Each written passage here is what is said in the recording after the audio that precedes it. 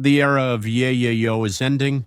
Honestly, I never liked it. I mean, Nancy Pelosi, she is partisan to the core, selfish, absolutely immoral, and willing to do absolutely anything to achieve her goals. Her goals were simple: power and money. Maybe in her private life she was different, but I couldn't care less about her private life. Like I care about pickled cucumbers. Well, if those are Lena Khodorkovskaya's pickled cucumbers, then it matters. Otherwise, no. Nancy ruled Congress with an iron fist. People were terrified of her, probably up until the last 3 or 4 years, when she, well, got a bit older too. And the democracy that was nurtured, the youth, basically the Marxist crop, Leninists, Stalinists, Pol Pot supporters, didn't come to Congress along with anti-capitalism, anti-Semitism, and in fact, one-party rule. In reality, after Ronald Reagan, and maybe even during his time, the United States had just one party. So not two parties, the Democratic Party and the Republican Party, but what they like to call here a uniparty, meaning a unified one-party system. In a system that takes away money and freedom from the people, some would squeeze a bit more and silence the freeloaders, while others would come later and take a bit less. And the so-called small and medium businesses voted for them. So in fact, both the foreign and domestic policies were more or less centrist. And after the elections, if you asked someone who was in power, they would have a hard time naming exactly which party was currently in power. Under Pelosi, the Democrats voted as a unified bloc for whatever Nancy told them to vote for. Yes, by the way, if you want to get more quality content, click the bell and share this with your friends. And so, for example, dissenters were stripped of their positions in Congress. They have all sorts of additional roles, so to speak, that are elected within Congress itself. This position or that, participation here and there. But the most important thing is the special accounts for unclear expenses. And then the party wouldn't support them if they didn't support the party during re-elections. And usually that meant they were kicked out of Congress and out of political life. The key to paradise was in Nancy's hands, or if you disobeyed, a kick to hell. But on the other hand, Pelosi, through her husband, bought shares of companies that later, as if by magic, received government contracts, and she sold shares of those companies that, because of the laws that Pelosi pushed through Congress, were supposed to lose contracts or go bankrupt. Her husband became the most successful stock market player of all time. He just knew. He would wake up at night and just know when it was time to bet on that company.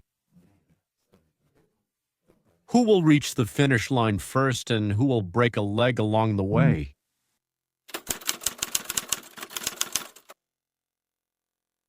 While Pelosi was feared, including by her opponents and journalists, no one touched this topic. And turning a salary of $175,000 into $200 million is very difficult, unless you know exactly what will happen in the future. So, in other words, Nancy is not only immoral, but also a thief. Because that means using, let's say, insider secret information to play the stock market.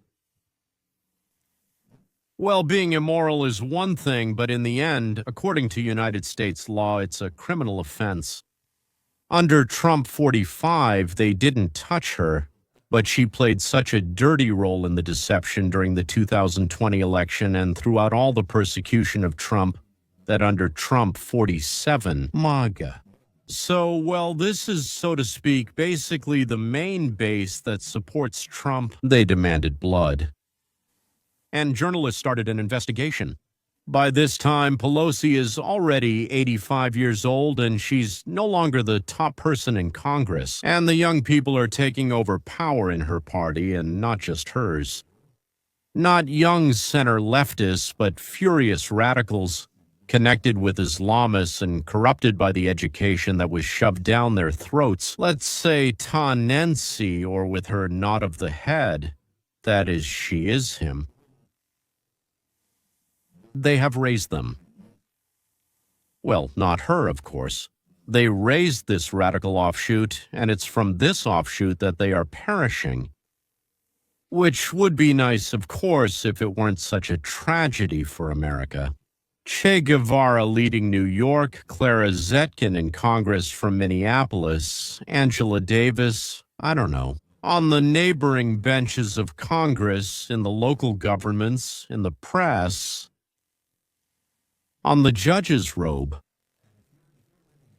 And if you live, for example, in Huntington Beach or Norco, in these deeply Republican areas where now there are more likely to be Democratic members of Congress, is that good for you in terms of democracy? The fact is, the president tried to rig the system because he knew he would lose. People said, well, two wrongs don't make a right. We don't like it when electoral districts are redrawn every 10 years. We don't think that's right. But the fact is, we have self-defense for the sake of democracy. Because this president is doing what he's doing to strengthen the abolition of the House of Representatives, to get rid of the beauty, the exquisite beauty of the Constitution. I know you said that right now the main thing is PROP 50. I know you said you wouldn't talk about your future until PROP 50 is over. But there are rumors about what you're going to do next. Can you tell us what your thought process is like, how you balance the personal and the political? First of all, when people like in the press start speculating whether she will run or not, and others file paperwork or say they're planning to run, you know what that means. It really supports me. People call and say, I'm with you, representing organizations, representing communities where some of these people are leaders. But they call and say, if you go, I'm with you. So it's wonderful to see this as an expression of friendship. I have no doubt that if I decided to run, I would win. There's not even a question about it. It's not arrogance, it's confidence. So for me, the only question is for the Democrats to win in the House of Representatives. And that's exactly what we're working on right now. Let me explain, Nancy says. We will lie, cheat, steal. We will break the Constitution in order to protect the Constitution.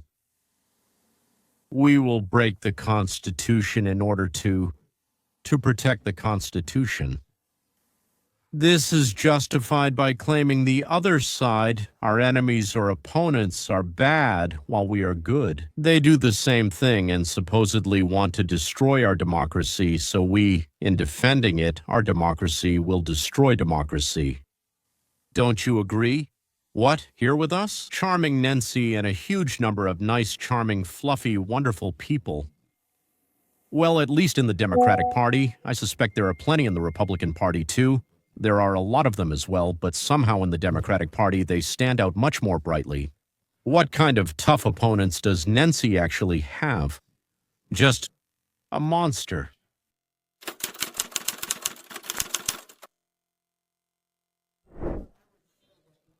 Well, I would say that the proposal should meet the needs of the American people, not the person, what's his name.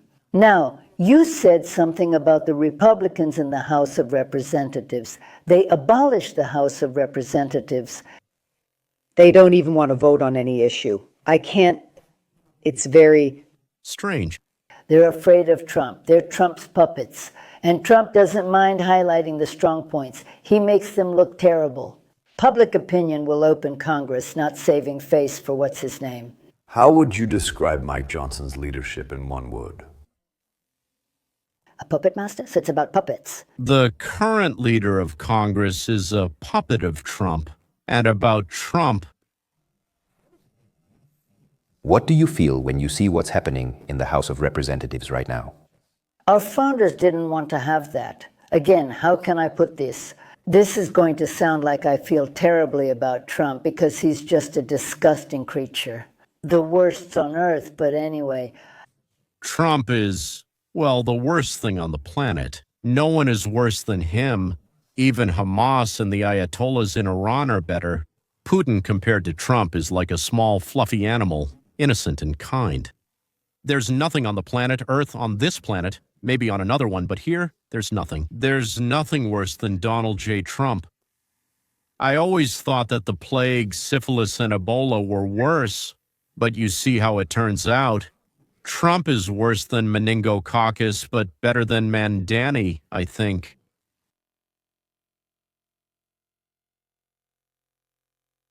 So the investigation into the events of January 6, 2021 begins when Nancy refused to call in the National Guard.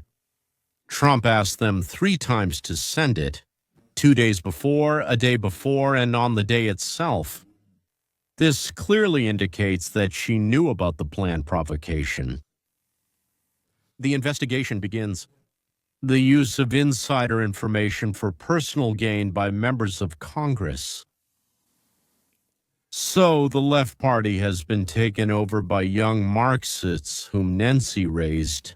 Not expecting this outcome, of course, but it was she who led to the radicalization of the party. Of course, together with Barack and also 2 or 3 other party leaders who, I would say, moved away from centrism toward Marxism. And then there was also the unsuccessful shutdown, which she advised it to Schumer and the minority leader in the House of Representatives, Hakeem Jeffries. Did you notice that Schumer, Hakeem Madami, and Ocasio-Cortez, they're all from New York?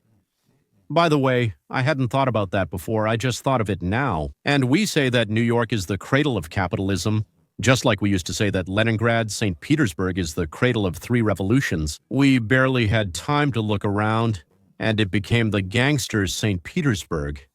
And it gave the world Vovka Morkovka from a urine-smelling alleyway. Young Marxists raised by Nancy seized power in the party, and of course she didn't expect such an outcome. But it was her. She led the party to radicalization. Of course, together with Barack and 2 or 3 other party leaders, the party shifted from the center or just left of center to Marxism. And then there was also an unfortunate shutdown, and to the minority leader. She advised, Hakeem, Jeffrey, and Schumer, she advised them. Did you notice that Schumer, Hakeem Mandami, and Ocasio-Cortez are all from New York? I hadn't thought about it before, but this is the first time I noticed. We used to call New York the cradle of capitalism, just as Leningrad, St. Petersburg was called the cradle of 3 revolutions. Before we knew it, it became the gangster St. Petersburg and gave the whole world the carrot donkey, and with a smell of urine. Back alley, back alley, back alley. So, the shutdown 6 to 7 years ago led to a 5% drop in Trump's popularity. There was a shutdown a few years ago during Trump 45. They decided to repeat it, but now Trump's popularity hasn't dropped. It's actually increased by 1%. There was no march there. The Kings didn't show up at all. It was just white, limping retirees marching, happy that they were taken out of nursing homes for some fresh air. And finally, people are saying that Trump is to blame for what? What is it? They had their food stamps taken away, so they also failed to organize riots in the stores. My children don't... Haven't eaten in 5 days? That's on you, taxpayer. They say that this month 2 million people will lose their food stamps. I'm going to find out if I'm one of them, if I'm in that number, in that ratio. It's been 5 days and I haven't received any food stamps. My disability check is delayed. My cash benefits are no longer coming. They're still pending.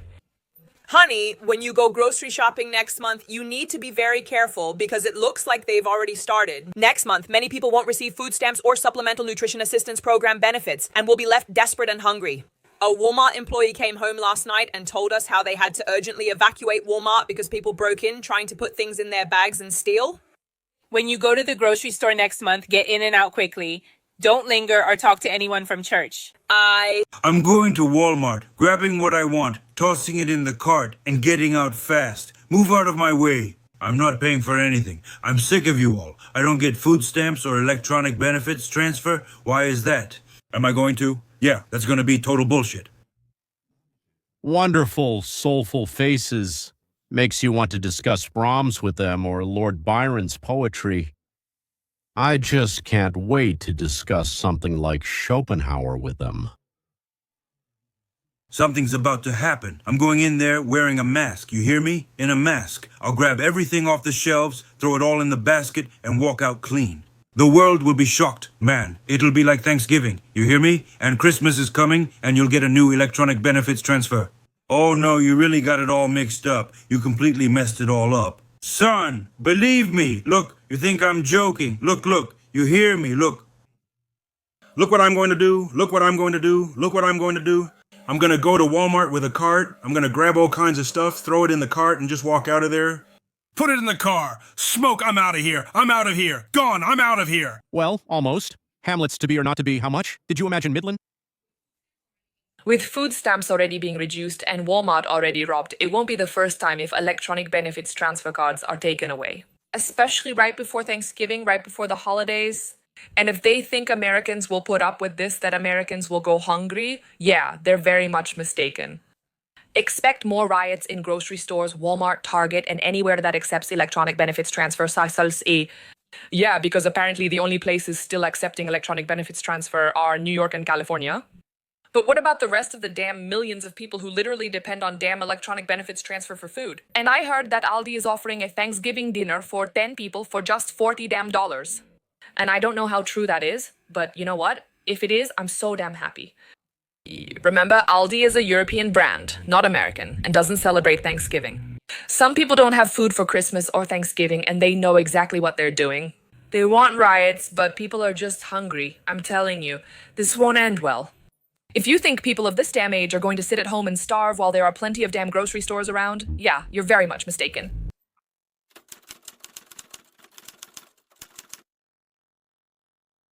F people, F the country, F the stores, F food stamps, F everything. I don't give a damn about you. Just give me my food or we'll smash everything to hell here. Well, sometimes. Heard the voice of common sense. If you don't have the money to support 2 kids, why did you give birth to a 3rd, then a 4th, and then even a 5th? All right, so this is a woman in Memphis who is crying because her food stamps are gone. She has 5 children. My question to this lady in Memphis: if you knew you couldn't take care of 1 or 2, why did you have a 3rd, 4th, and 5th? I'll tell you the truth, I don't feel sorry for any of these people who cry about damn food stamps, not even a little bit. I think we all need to learn from her and stop feeling sorry for those who had kids just to get our money. Now they're shouting, "Where's my money? My kids are starving. I'll tear you all apart. I'll kill you. I'll destroy you. Give me your F dollars because I said so, because I need it." F you. Got it.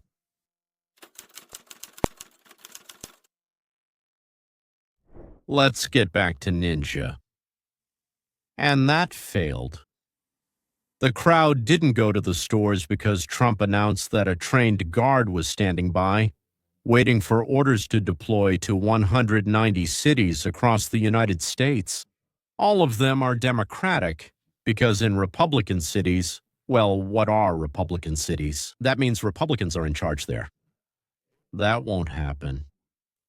Only in places where the authorities not only don't resist, but actually organize these completely spontaneous riots themselves. Well-organized riots spontaneously funded by the Democratic Party.